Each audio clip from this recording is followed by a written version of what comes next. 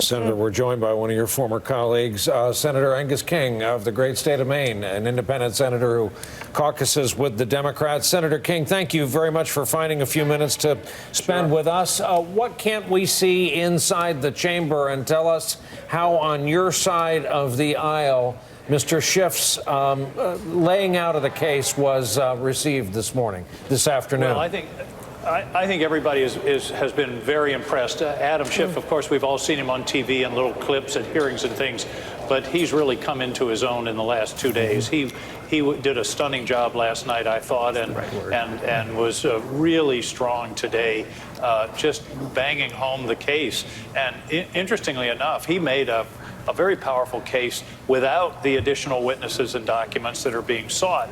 So the idea that the House has a weak case and that's why they're seeking the additional witnesses and documents, I think he sort of demolished that today by the power of his presentation. Now, you know, I'm going to obviously wait and hear what the White House's response is, but last night they really didn't have much of a response. The other thing, Brian, that's sort of weird about this is we're doing a trial backwards. We're having the opening arguments now, then we're going to have the opening arguments or the whole argument from the White House, and then we're going to have 16 hours of Senate questions, and then we're going to decide whether to call witnesses. I mean, a normal trial is opening argument, evidence, and closing argument, and we're going to wait till the end to decide whether we need additional evidence.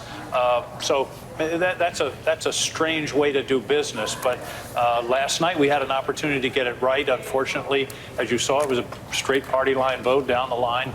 And now supposedly we're going to have a vote later on. Senator King, it's Nicole Wallace. Where does the debate over John Bolton's testimony hang over this? Does it create more tension? You've got 71% of the American public that supports hearing from firsthand witnesses. That obviously creates some political pressure. But the Democrats lost along party line votes every single vote for witnesses and evidence last night. I was really surprised last night. In fact, I kept a running sort of notes on everything that I noticed about what was going on. But at one point I wrote in my notes, how can they possibly vote against this? And yet they did. I mean, to me, the case was so strong to have that evidence. There's no real counter argument. In fact, you heard the White House, the best they could say was, well, you should have gotten them in the House. That's irrelevant now. We're here. We have an obligation under our oath to have a fair and full trial. So, but there's a little subtlety. I don't want to get too much into the process, but one of the questions last night, Mitch McConnell has in his format an extra vote. There has to be a vote to proceed to debate and vote on witnesses. And that's another opportunity. If there's a party line vote on that, it's over. There's going to be no more discussion of witnesses. And I think it's going to be very hard for my colleagues to go home and say, we didn't want any more information, particularly if they intend to a vote to acquit. That's just not tenable. As you say, 70% of the American people, including almost a majority of Republicans, say they've got to have the information. That's what a trial is all about. Senator, go ahead. I'm sorry. Angus, it's Claire.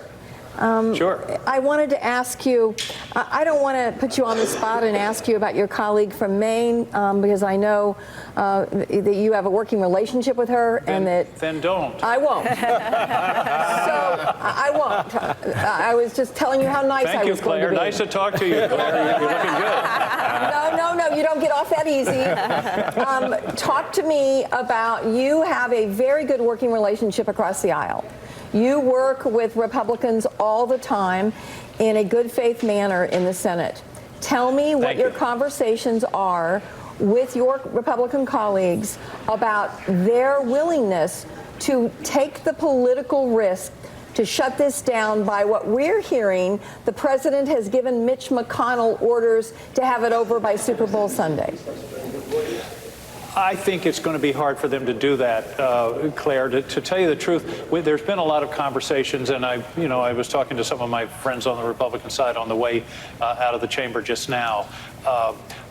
I really think it's going to be very difficult for them to shut the thing down without witnesses. As again, if they're going to vote to convict and remove, that's one thing. But if they're going to vote to acquit, to go home and say, well, I voted to acquit, but there were all these witnesses out there. We never heard from John Bolton. We never heard from Mick Mulvaney. We didn't see the documents. That's hard to sustain. I think it's going to be very hard for anybody, whether they're an endangered Republican or a senior Republican or whoever they are. I think it's going to be very hard to make that stick. Also, I got to tell you, there's a sense of history in that chamber.